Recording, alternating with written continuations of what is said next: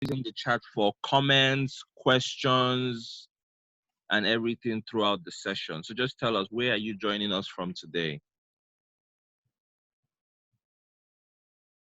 I'll start it off. I'm joining from Dubai. Oh, great. So Ras Al Khaimah, Sharjah, Mumbai, Dubai. Amazing, amazing. Germany, amazing. The beautiful thing about digital sessions is that people can join from all over the world. Knowledge has no boundaries. Okay, great. So as more people join, please test out the chat functionality and tell us where you're joining us from. Okay, so quickly, I would like to welcome our speaker today, Ron Thomas. Ron Thomas is the Managing Director at the Strategy Focus Group. He is a human capital, human resources, and leadership expert. And today he will be talking to us about leadership in times of crisis and disruption.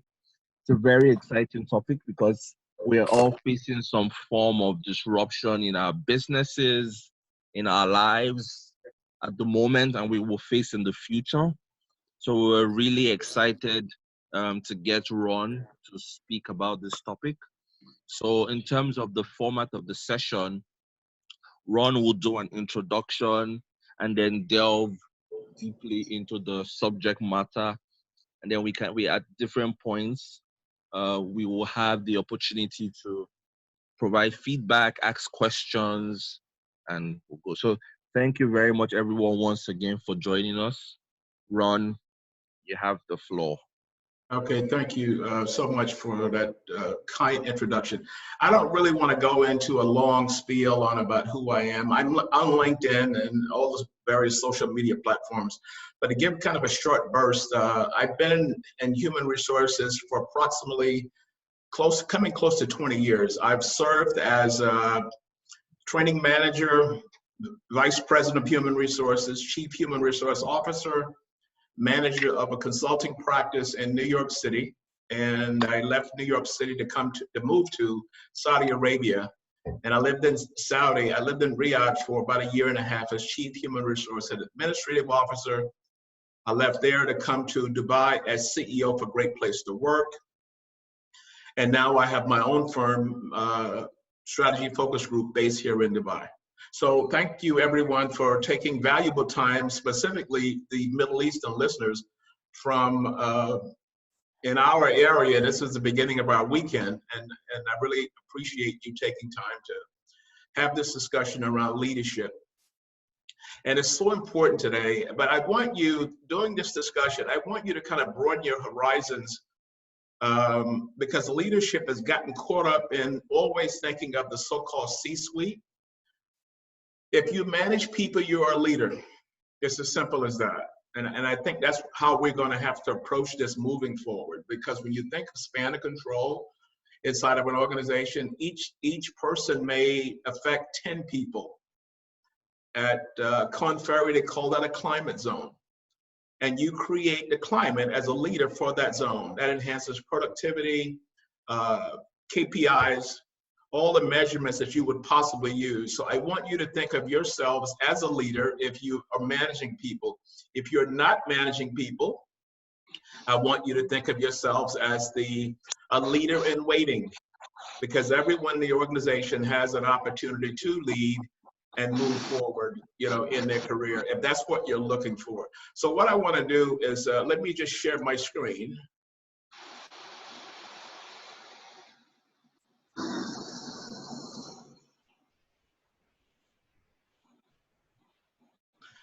Okay, so what as I said, what we're going to talk about today is leadership, but from a perspective of manager-people dynamic.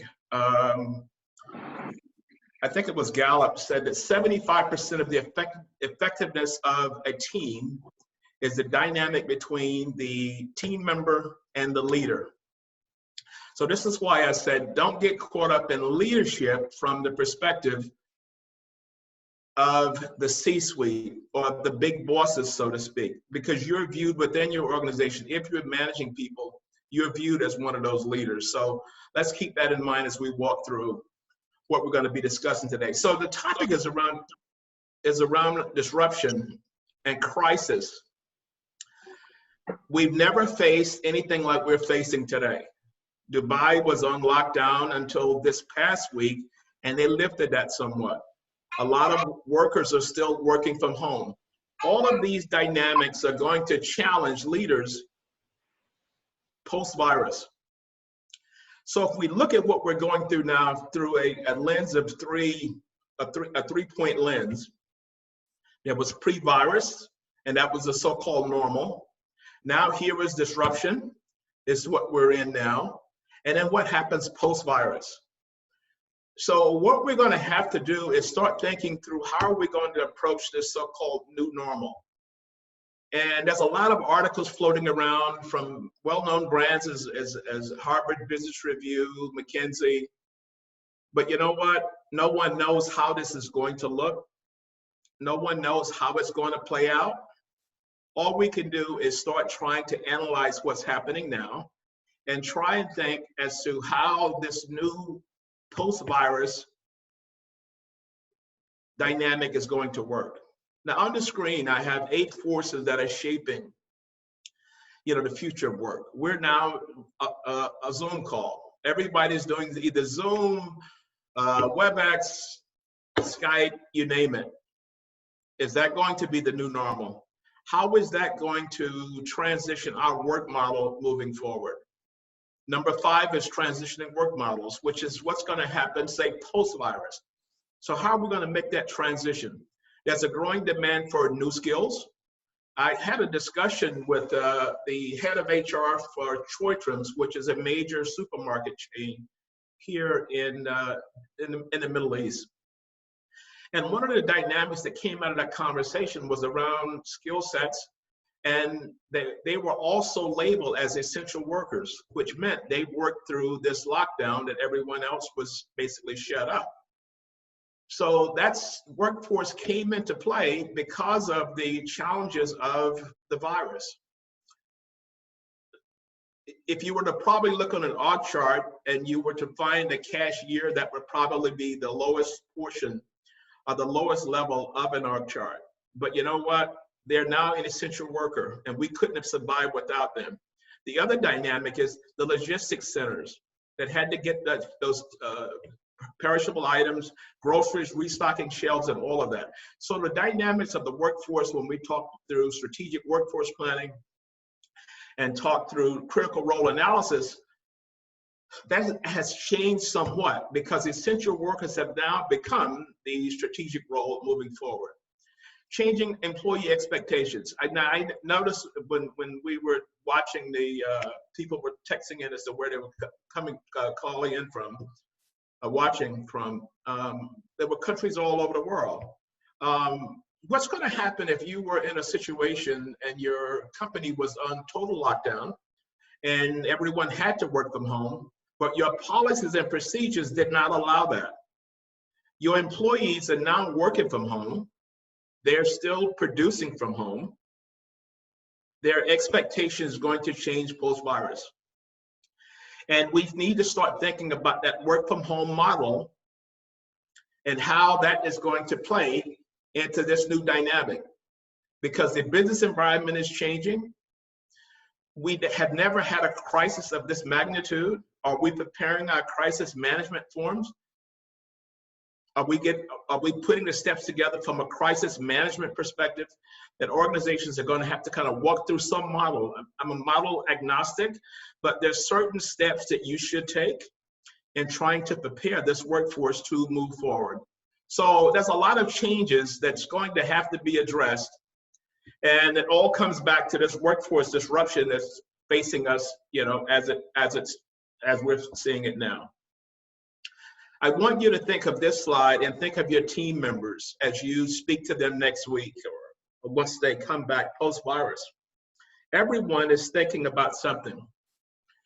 And I've always said a leader or a manager or whatever you want to title these people as, it's kind of like an orchestra conductor. And if you've ever gone to a symphony or listened to an orchestra, The conductor knows every person's notes. He knows what they're struggling with. He or she knows the challenges they're facing and the part that they may have to play. Well, we can translate that back into our organization, into that zone, span of control, or whatever you want to call it. What's on your people's minds? I was reading through some information this morning before we got started, because I write a weekly article, and I was thinking in terms of what my article was going to be about, and I came across the acronym CEO. But a couple of minutes before that, I was reading and I saw the word empathy. And I thought for a second, Chief Empathy Officer, as opposed to Chief Executive Officer, Chief Empathy Officer moving forward. I'll share some findings that came in from Korn Ferry as well as Gallup, over the past week as it related to that, empathy being a key competency in moving forward and managing this new dynamic. So everyone is struggling, even from a CEO or leadership perspective. I'll say a C-suite perspective, because pre-virus, we were just trying to hit our KPIs, targets, or whatever we had. Everyone was talking about some digital transformation or whatever it was going to be, and we assumed that we had time. Well, you know what? We don't have time anymore, and it's just like sitting in a race car driving at 150 miles an hour. How are we going to propel ourselves as well as our organizations moving forward? So it may not be a lot about the strategy pre-virus, but there has to be a strategy post-virus, and a huge portion of that is going to have to come back to the people dynamic, because this is what we're going to be facing. This is what the organization is going to be facing. Future of the workplace. What is that going to look like? The business environment is changing. The work model is changing. What about the organization? I don't know whether any of you, I always tend to ask people, how many of you follow the business news? Because the business news gives you kind of a primer of what's happening outside. The other question I tend to ask is that how many of you follow your industry newsletter? And it's extremely important that you do that, because ever so often you have to come up for air and see what's going on around you. And those are just two ways to do that. And you talk about the future of the workplace. Think about the airline industry. What is the future of the airline industry? I was reading an interesting article about social distancing, and there was someone needs to turn their audio off. Thank you. They were talking about social distancing and saying the middle seat. But if they pull the middle seat out, the revenue model would mean that they would fly at a 60% occupancy, or whatever that dynamic could be. What is the future of the work that you're doing? What is the future of your industry? What is the future of the enterprise? How is your organization going to move from pre-virus to post-virus? Is that going to be smooth? There will be some adjustments that will have to be made. And lastly, it comes down to the last lens is the future of how work gets done.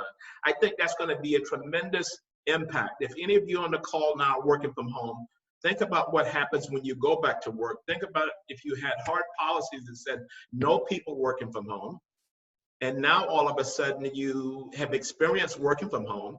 Organizations have kind of seen that people can do what they need to do from home, but maybe your leadership is in a fixed mindset mode, whereas the workforce is in a more growth mindset mode. All of these things will have to be adjusted in some way, shape, or form.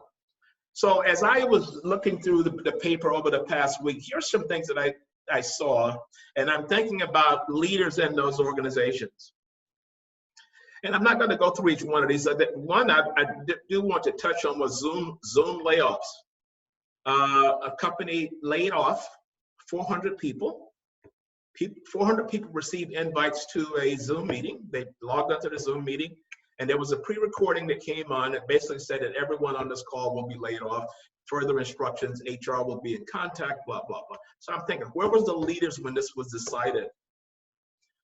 Where was human resources when this was decided? Leadership post-virus is going to have to look at everything. Everything is going to come back into play. Everything is on the table. because you could have a workforce that's demoralized.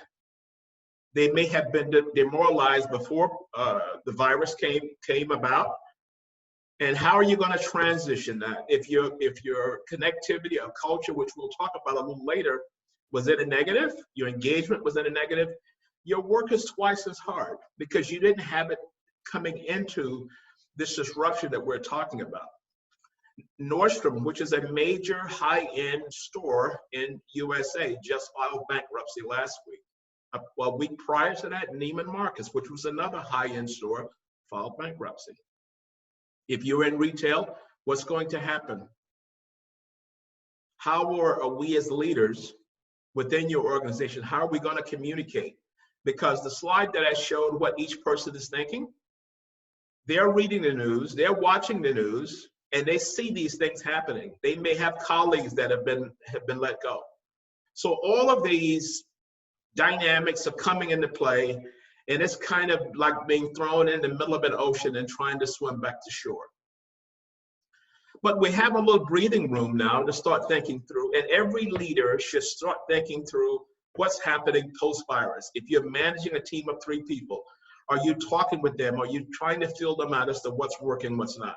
But we'll go through that in a little more depth as we go through the slides. Facing the toughest leadership challenge ever. No MBA school, no business that you've ever been in, no challenge that you've ever faced that could equal to what you're facing now. So the question I will ask you is that, is your organization fit for the future? From a leader's perspective again, and this, you can be a foreman, you could be a supervisor. Is your department, is your team fit for the future? What kind of discussions are you going to have?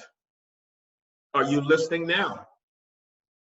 Because we can't show this empathy on day one of post-virus if we haven't shown it during the disruption. So it's never too late to begin having conversations to try and get people to understand that we are all going to have to transform to perform. What new behaviors? So we're doing Zoom meetings. There was one day last week, I was on some type platform the entire day up until 7 o'clock. And you know what? I was worn out. Is this going to be the new normal? Are we going to have back-to-back meetings going forward?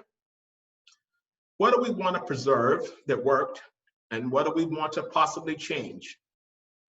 Cost will be a factor. The CFO may be thinking different thoughts, the same way that your employees are thinking different thoughts. And I saw an interesting article the other day about the CFO's mindset during this conference, and it was about cost, but it was a cost through the lens of this work from home model. Do I need 3 floors in this building when this lease comes up? Because if people could work from home, I get a huge access to talent across the world that they don't have to physically come inside of an office. So from a CFO's perspective, cost was going to be a concern, but not in a disruptive manner. But what could we do from what we've learned to maybe build this new model of work moving forward? How are we going to redesign our organizations? How is social distancing going to play inside of the workspace? Can we maintain social distancing inside of the workplace? I came in this morning, well, I noticed this last week in the elevator. The elevators in my office building only allows 4 people at one time. If it's a small elevator, as in my building, 2 people at one time. All of these things are going to have repercussions back inside of the workplace. And coming down to the last bullet is culture, the big C. From working at Great Place to Work, I always had a sense of how important engagement was, how important culture was inside of an organization. And a lot of organizations, we have looked at that maybe from a soft skills perspective. And as my former CEO from Saudi, would always tell me, he would refer to, when I talked about culture, engagement, he would call it foo-foo management. In other words, he was not concerned with that. Well, you know what? Every leader is going to have to be concerned with that. And you should have been concerned all the while, but if you're not, you're going to have to begin giving some thought to that and possibly putting something together.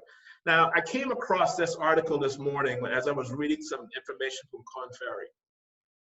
Positive behaviors that have emerged as a result of this disruption that we've gone through.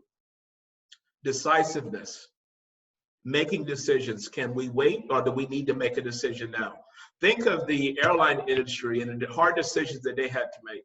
Think of the essential workers and the hard decisions those leaders had to make sure that the people that were not essential workers could still go to the grocery store, could still go to a pharmacy. Being agile in the approach. Agility has played a huge role because there's no owner's manual that we can go through and say, when this is happening, you're going to do this. But I would tell you, in 3 to 4 to 5 years from now, there will be numerous case studies of winners and losers who has been able to dig a little deeper and try and figure out and maybe build a new, more agile model of work, to transform, to perform. Collaboration, possibly like we've never done before. We've never had meetings behind meetings behind meetings. Now, there's a challenge with that, I know, because from being on calls all day, it gets to be tiring after a while.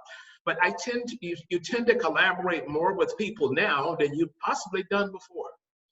That's a good model to take back, because every department is going to have to work together. When you're putting together people policy, it can't be all human resource people inside of the room. If you are called into a meeting, do a visual to see how many people are in that meeting that's not from your function. If it's all function related, you may be missing out, because the CFO or the financial people are going to look at what we're talking about through possibly a cost lens. The marketing people will probably be looking at it through a marketing strategic approach lens. So all of these insights from all of these experts, and it's going to take a total of the entire workforce, the entire function model, to get involved in trying to build this out going forward. Innovation. I think innovation has really popped to the forefront. The old way of looking at innovation was thinking out of the box, and I'm sure we've all heard that term until our eyes glaze over. Thinking out of the box. We've had to think out of the box now because there's no model, and we're trying to figure out things as we go along. I just read the other day that Airbnb is in a challenge for their existence because they laid off 25% of their workforce the other day. What is going to be the new model? Now, they had branched off into other things, and they realize now they need to get back to their core business, because how are you going to feel comfortable flying into a country and staying in someone's home?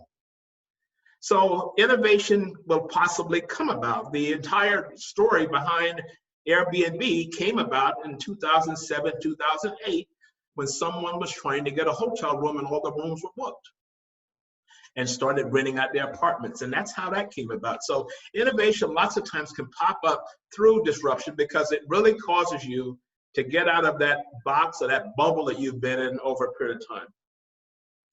And then it comes down to the E, which is my favorite one, empathy. How are your people doing? Have you talked with them as to how they're possibly struggling? I have a friend of mine who told me that he was just called back to work, and his wife is struggling because they have 2 kids, so they were able to pair it off from time to time during the day. Now he's going back. She's stressed because of this workload. So where's the empathy factor from the organization? But meanwhile, work still keeps coming every time she opens an email.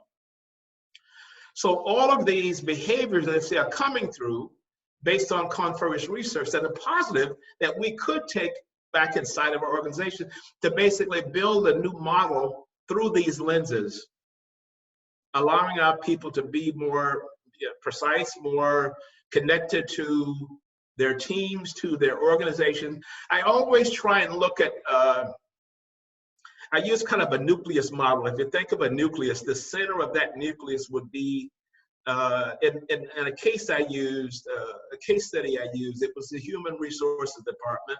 Above that was the leadership of the organization, all the way down leadership, and below that was the employees. And trying to align those two and acting as a buffer, both carrying a message and receiving a message on both angles. But it's going to take all of that to transition into this new model of work to make sure that everything is working out the way that it should work. There is no guidelines to go by for the most part. Now, I've been reading a lot over the past 3-4 weeks, and I've seen some good models that companies are using. So one of the things I would advise people to do is start reading more. You know, go to McKinsey, go to Korn Ferry, these type companies, Deloitte, register. They're doing research now, and they're posting this stuff for free, which can kind of give you, I don't want to use the term best practice, but it can kind of give you some success models that have worked. And maybe it's a level of discussion that you can begin having inside of your organization. You have to come out of a silo. You can't be function-based today. Coming out of that silo means that you're going to have to come back to collaborating with people to try and get through this uncertainty that we're all facing. Taking action during uncertainty. I love this first bullet that says purpose is the new strategy. So that could be considered from, and the gentleman I worked for was General Yaya, retired Air Force general. So to him, this would probably fall into the foo-foo angle. But purpose is the new strategy. I've heard numerous stories about companies that are repositioning themselves and making an item. Chemical companies have stopped the production line just to make hand sanitizers. Louis Vuitton started making scarves or whatever it was, protective clothing, clothing factories that were making clothes before, doing these kinds of things. Well, your people see that you're purpose-driven when you do these kinds of things. And you connect to a person on a different level when you're guiding from that purpose. You can't go back and try and align everything around the KPI of the financials, and it's just the financials, the P&L. Sure, that's important, but purpose is going to drive it, and your people are watching. They're watching what you're doing.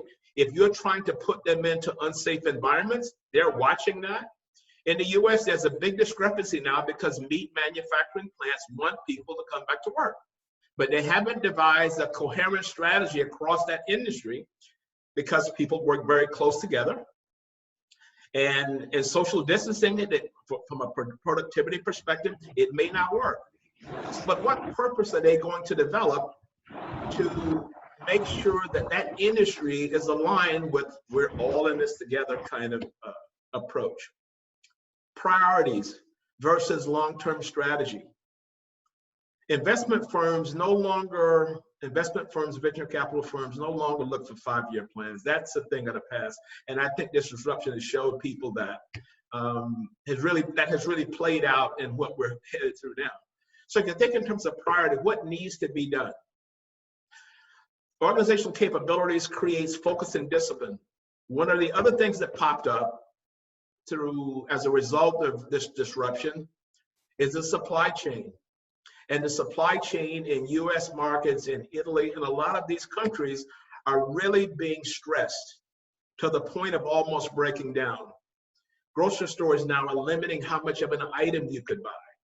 That was never considered a strong organizational capabilities in years past, or pre-virus. And I'm working from the 3 stages: pre, disruption, and then there's post. Never was consideration.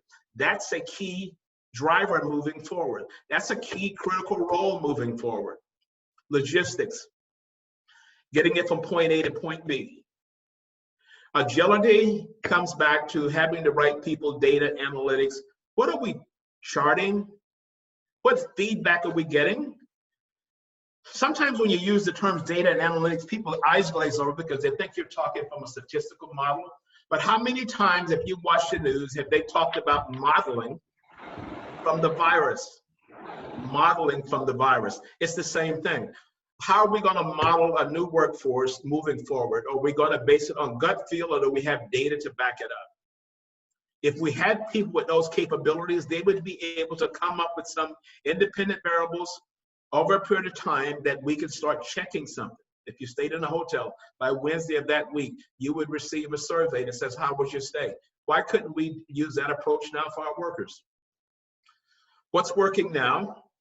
What's not working? If we were to extend this model, what suggestions would you have? That's always a good three-pronged approach to trying to solve a problem. Not only in an organization, but solve any type of a problem. What's working now? What's not working? And what can we do to make it work better in the future? However you want to structure that. The leadership team has to be aligned moving forward. If you are a supervisor, what are your peers talking about? What are your peers struggling with? If you are a mid-level, what is that mid-level talking about? Start trying to cull information as much as possible to get a sense of what everyone's feeling. Because you're going to have to build this based on something. And if we get insights from a peer group of people, and the next peer gets insight, we could come together and put together a model. At one time, you had an end. If you did a project, you had an end. There's no such thing as an end anymore. We have a working document that should be reviewed, whether it be weekly, monthly, quarterly. Excuse me, yearly is out. But it's going to have to be consistently looked at to see what's working, what's not. A baseline, key organizational capabilities. If I'm in the grocery business, I want to really dig down deep into this logistics supply chain. What worked? What did not work? What were some major insights that came up? Where did we fail? Start analyzing it now. Every business will be a little different. If you're in the airline industry, what would you be thinking about now? If we were to start back in July, is it going to be a full schedule? Now, airlines, thankfully, they're built on a statistical model, and they could run some models based on how this would look over a period of time. But the same way that they're doing this, we can do the same things in our organization if we have that capability. Key accountability is making sure that we understand what critical roles are, what were critical roles pre-virus, what are critical roles post-virus. We just listed some examples as to how that's going to change. So here's my model again from a consulting perspective. What's working well? I'm going to go back to my model here. What's not working, and what can we learn and apply from it? If you manage 3 people, you should know that. If you manage 10 people, you should know that. Start having those discussions now, because your people are worrying about it. You're worrying about it from your side, even if you're leading people. And we're all familiar with the start, stop, and continue actions. Well, if we did the exercise above and then analysts, we can look to see this worked great, this is not working, let's stop doing this. Because we're trying to figure out as much as possible how this new model of work going to look forward. So it's a major change process. I mentioned earlier, I'm change agnostic. And what that means, every model will work. I can look at for a recipe for a pound cake. I can find 7 different recipes. If I follow the recipes, all 7 are going to work. At one time, I was vice president of human resources for Martha Stewart back in New York. And one of the things she told me, and I always remember to this day, when someone gives you a recipe, it's their recipe. The next time you use it is your recipe, which means you're going to add a little more of certain ingredients. A model is the same. You take a model, you use that model. The next time around, you tweak it. And maybe there's something you do differently next time. But start thinking in terms of change management. How are we going to manage this new work model that we're going to create? We can't send out an email. That's not the right and proper messaging. We're going to have to do pre-work, pre-messaging, messaging on target. And that brings me back to another point that we were talking about collaboration. And what I meant by collaboration is that part of your so-called advisory group should have someone that's steeped in messaging. That could be someone from marketing, that could be someone from PR. Bring these people in. They understand the theoretical approach, the foundational approach of messaging. Messaging is extremely important. Are we selling empathy? Are we selling the people side? Because the change should not be driven from the business perspective, although we know that deep down, if we get this piece right, the numbers and everything will, over a period of time, fall into place. Culture, everyone's working from someplace else. People have been on more meetings online than they've ever been in their lives. Uncertain future, evolving climate, your people are hurting, you're hurting. If you're a leader, these are the things you're thinking about. How are you going to maintain this over a period of time? Are you connected to your people now? So when we talked about the organization, we said, is the organization connected now? Is the organization connected going forward? If you're not connected, pre-virus, it's extremely hard climbing uphill to try and connect. So my father's favorite saying was, you dig a well before you need the water. So start working on it now, digging that well to make sure you're connecting with your people. Make sure that your organization is connecting to you. Make sure messaging is on point in moving forward. A strong, consistent culture is not easy to create during normal work circumstances. So this is why I said pre-virus, if you were cool, you're just building upon that. If you're not, it's going to be doubly hard, but it's never too late to stop. So we kind of walk through what can leaders do at this point in time. Messaging is extremely important. So we talked about communicate. I learned that from the time that I was at Martha Stewart and she went to jail. If any of you know the backstory on that, if you don't, just Google it. She went to jail while I was vice president of human resources during that period. And one of the things I learned from one of the employees was that you guys don't communicate. Say, I need to go home and watch the news to find out what happened in my company, and I have been there for 8 hours. You should be talking more. I had a creative person tell me that, but I never forgot that. And so I'm saying in crisis management, messaging, and then messaging some more. You have to stay on point, and it has to be consistent throughout. Talk about the whys of it. Simon Sinek has a great speech. If you Google it on YouTube, he says, always start with why. Can we tell the why story for our organization? As to why we're in business to do. We're not in business. We are in business to make money, but if that's the major driving force, you're going to lose a lot of people, because now is the time that people want to be connected to something. Only 4 in 10 employees strongly agree that the mission and purpose of their company makes them feel that their job is important. Think of the organizations who pulled out of their line of business and started doing something else to help. I saw stories of athletes donating huge sums of money to soup kitchens. I saw chefs that were getting all the other chefs together. These are the kind of things that are purpose-driven that people want to be a part of. And again, mission and purpose, has to be brought to life. So Gallup research that says the 4 universal need of workers: hope, excitement about the future; trust, believe that words are going to connect into action. If you look on every person's website, every organization's website, beautiful words. You almost can bring a violin and start playing because the words are that beautiful. But somebody wrote those words. But how often do we have people or organizations that live up to those words? Because lots of times we don't.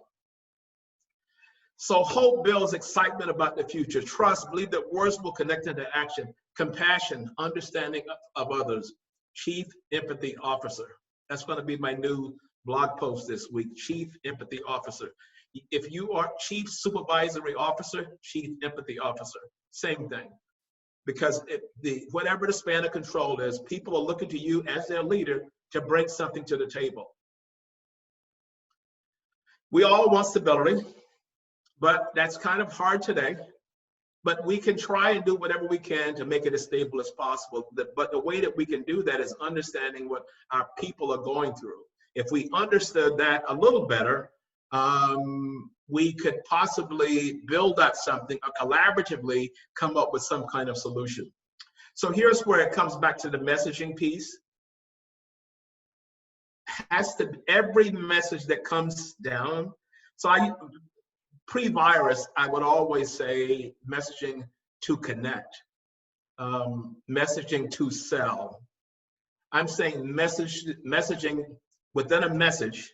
What are you saying? Are you selling the why and the purpose that we're about? It can still be business as a subdivision of that, but what is the main message that we're carrying forward?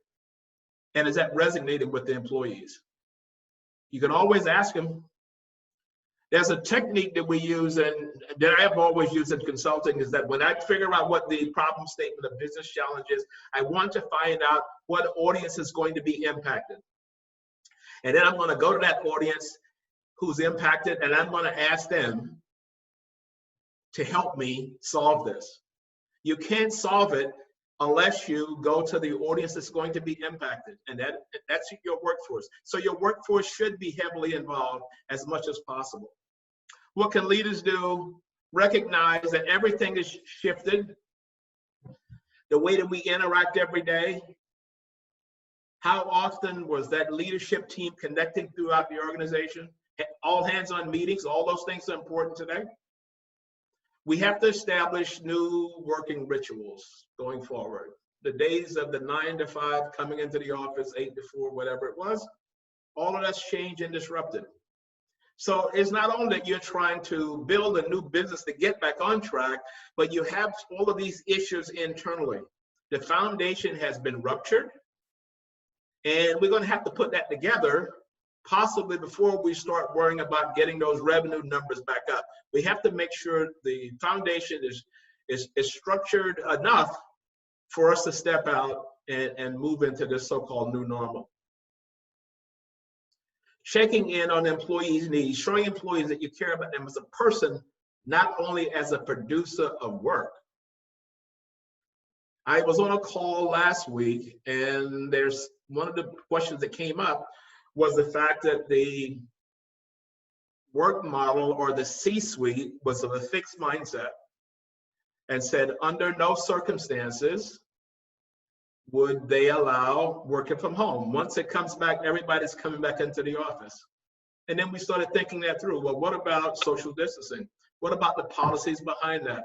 How your people are going to feel that you said, okay, everybody come back into the office. All you got to do is just wear your gloves and wear your mask and you'll be fine. How are you going to make that shift?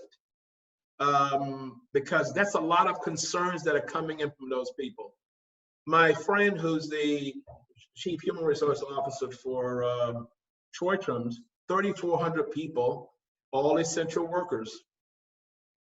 They're not people, not so much as a producer of work. They kept them in business by being able to stay open, but those people were on the forefront each and every day. Whereas a lot of us were sitting in our homes complaining because we had to be locked down. Imagine if you had to switch places and all of a sudden you were a cashier that had to work 8 hours, all of the different people coming in. So when we look at this, your issues may not be as important as someone that's an essential worker, but we have to understand that audience, the needs of that audience to be able to build something out. Google Analytics, 4 in 10 US workers strongly agree that their supervisor cares more about them now, because maybe we're showing this now. That's going to have to increase because it's going to have to move from the manager leader to the organization, where the organization is sending the message out that we care about our employees.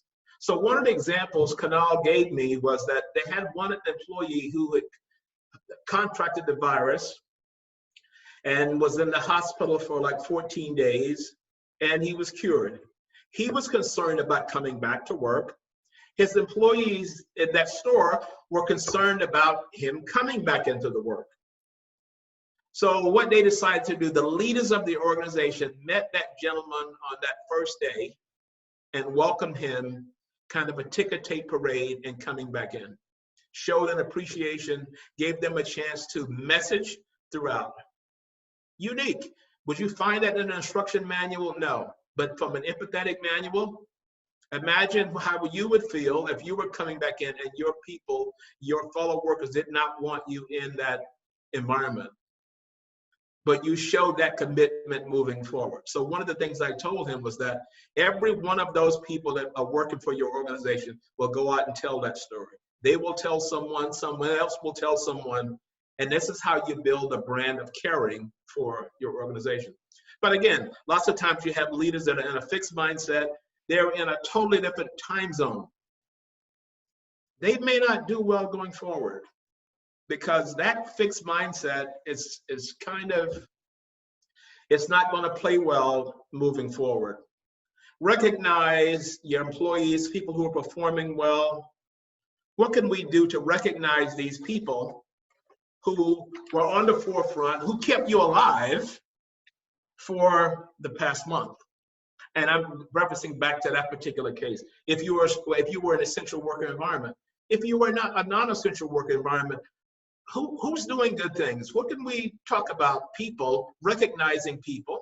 It doesn't have to always be with an award and an enumeration and all those kinds of things. It could be a whole host of things we can do. One of the other things that they talked about was that when this thing first came into being, they went back and reviewed the insurance policies and they put an extra waiver in there for the virus if someone had to go out for 14 days because their policy as it stood did not cover that.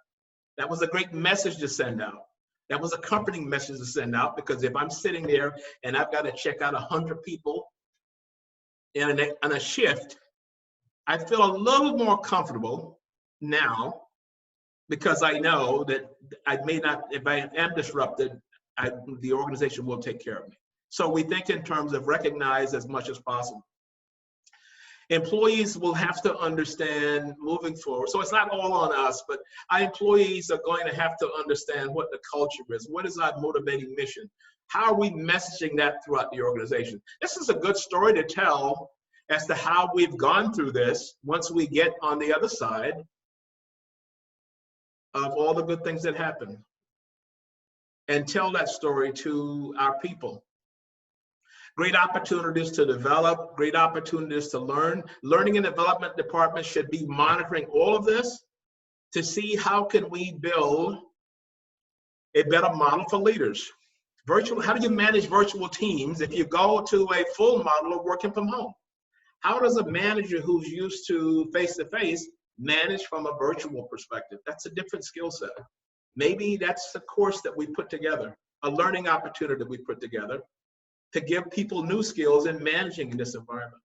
From an innovation perspective, what could we put together and what could we learn from this? How can we apply what we learned from this disruption to think through problems that we're currently facing inside of our organization? That's totally, so I looked at innovation in this piece that we're going through now as fully out of the box thinking.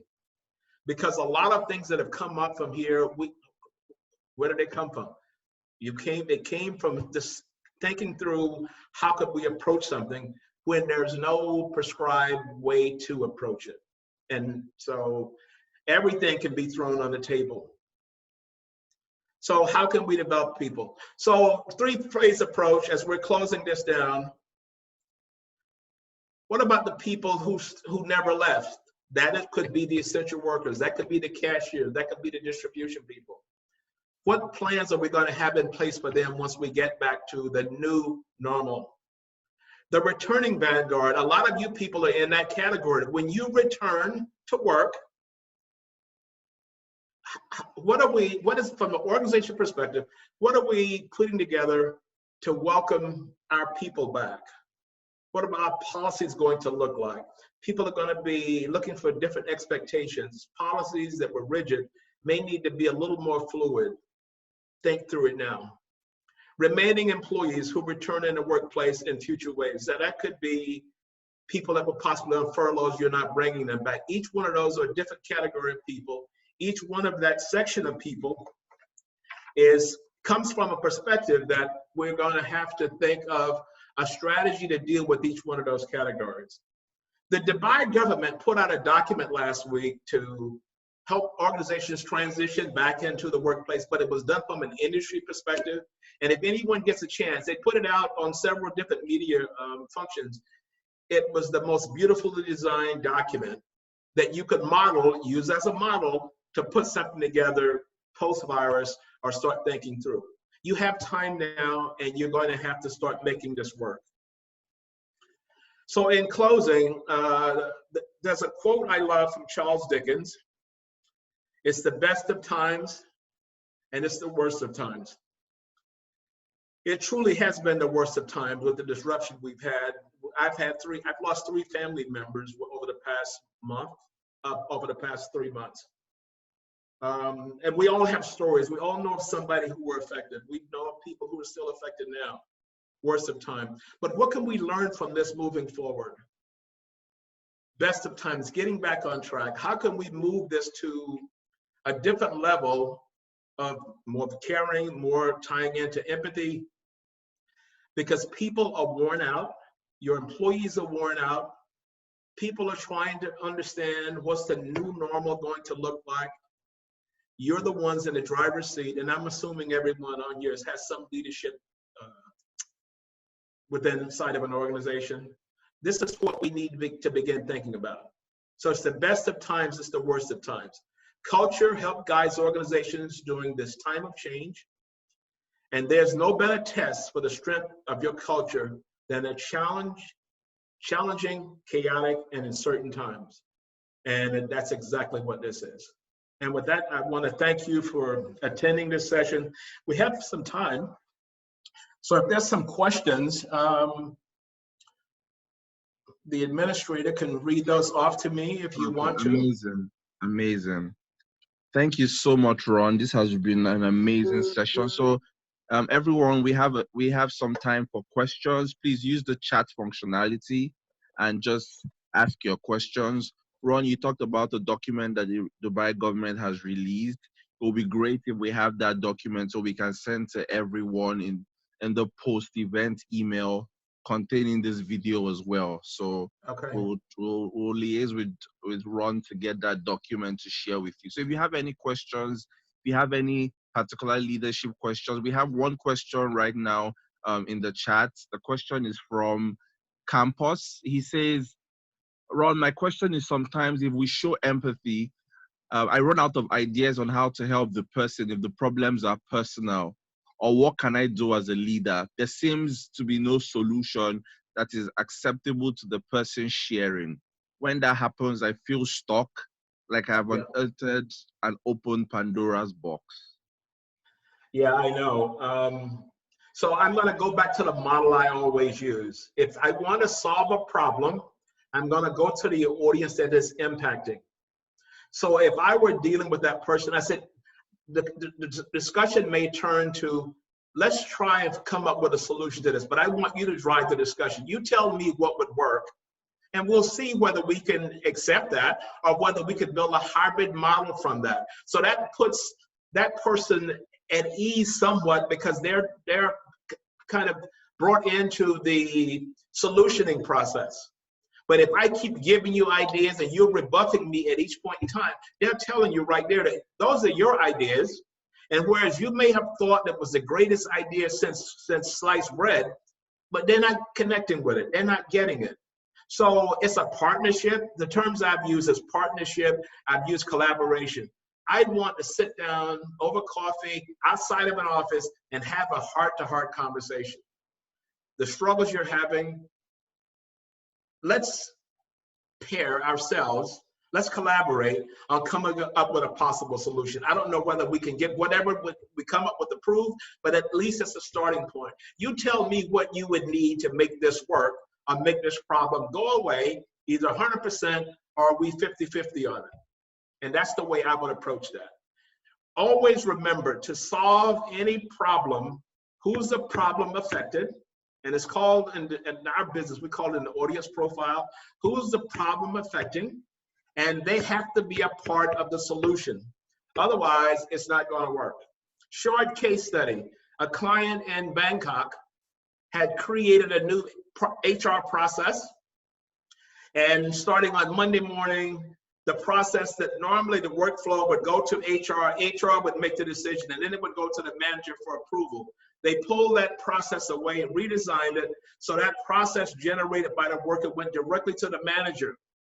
The manager started receiving these on Mondays. The manager received the emails, and the managers revolted and said, we're not going to do this. So in my analysis, the first question I asked, I said, walk me through the design process. All I want to know is who was in the room, conference room, as you walked through this. So the IT person who was designing it, who was going to design the process, and human resources. And I said, and who was it going to affect? It was going to affect the managers. I said, do you see where the problem is now? So the solutioning process was devoid of having the people that was going to affect.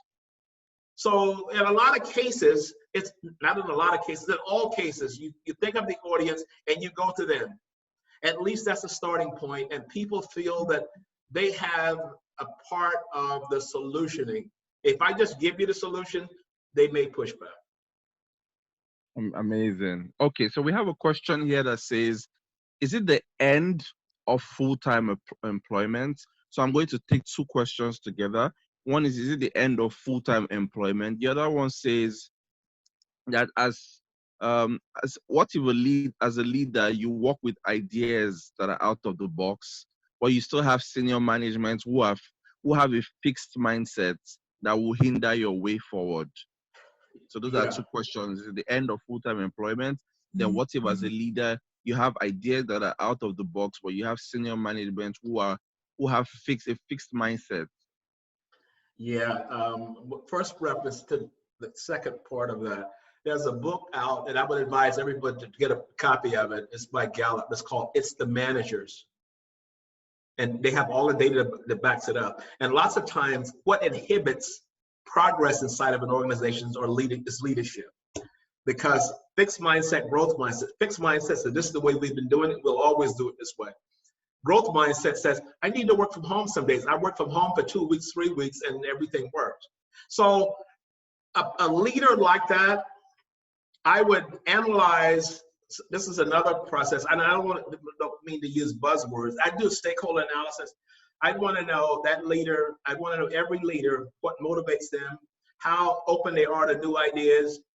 Because sometimes when you can't get to the big boss, maybe the friend that he has lunch with every day or she has lunch with every day has that person's ear. And maybe that person is someone that thinks this is a great idea. Sometimes it may take that person to carry the message forward because the one-to-one may not work. So you surround the leader. You look at the people that are surround that leader, who's of a growth mindset, who likes out of the box thinking, who likes the new ideas and all those things. That person may be the person who gets you more closer to that leader to talk to. And then sometimes, like the leader I had in Saudi Arabia, it just wasn't going to work because he'd done something for so many years in his career to become a general, and he figured that was the model that everyone should use. So use a surrounding approach. And if I'm talking to that leader, I'm making a business case behind it. So if you look, you can Google this, a business case for working from home, business case for new work models. There's a whole slew of articles that are written about that. And you approach it from a business perspective. So in other words, if you allow this is what the business is going to get. Because what the leader is saying to you in so many words is that, yeah, but we're doing all this for the people and we're not getting anything out of it. They're not going to do what they're supposed to do. So maybe I say, here's research here shows that people that work from home are more productive, they work more hours, and a happier work-life balance than people work inside of an office, which will in turn give you more productivity. So business case approach, and the other is surrounding the problem, stakeholder analysis. Now, end of full-time work. I don't think that's going to ever happen. You will always have full-time workers. You may not have as many, and that depends upon your area of functionality, your skill set, but you will always have full-time workers.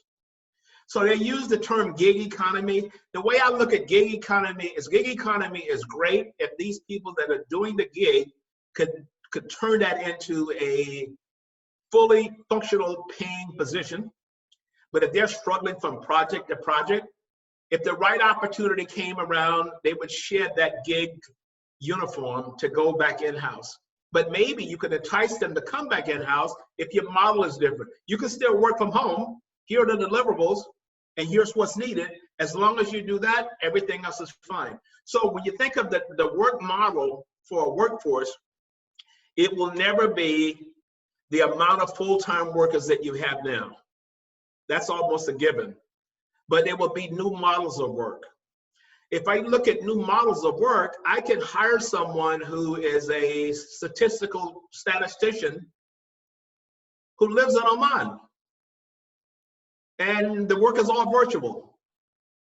Why couldn't we not do that? What has shown us over the past 3-4 weeks or a month is that people can still do work regardless of where they are.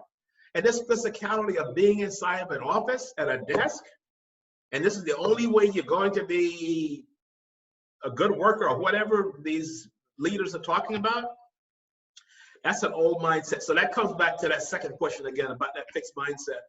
The leaders in those spaces are going to have to realize it's going to have to change. But if they have board reporting responsibility, the board may be thinking differently.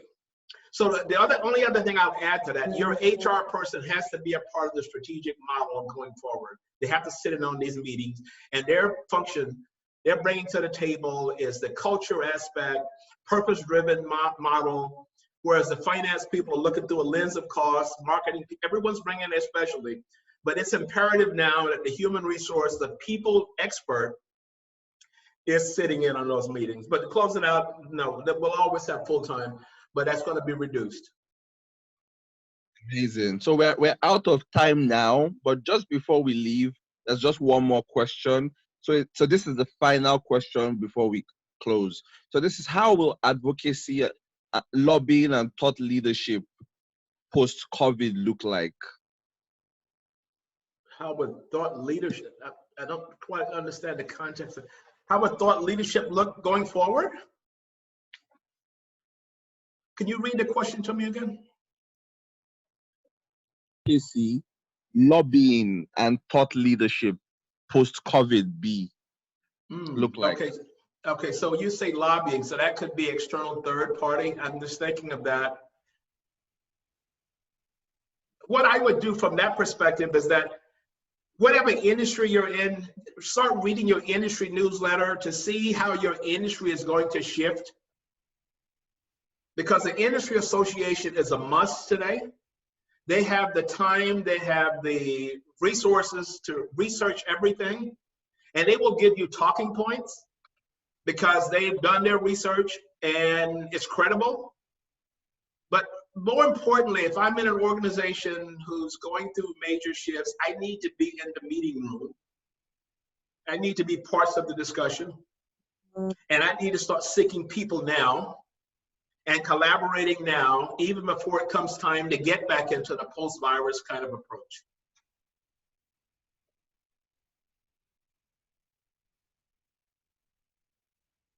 Okay. Thank you so much, Ron. That was a really enlightening session. Thank you. Thanks to everyone that has joined us in this session as well. So we will send out a video of this session, also with the document that Ron promised to everyone after the session. So if you would like to book Ron for this session at your company, if it's a one-on-one session for you as a leader, you can contact us. That's info@MENA-speakers.com. We will also send you an email so you can respond to that email. So Ron can give a much more customized session for your audience. If you're struggling with leadership, struggling with how to drive productivity, struggling for how to model your human resources and your leadership for COVID and post-COVID, Ron will be excellent to help with this sort of scenarios. With that, we bring to an end this webinar. We will also provide more information on any other webinars that we have. And thank you everyone for joining once again.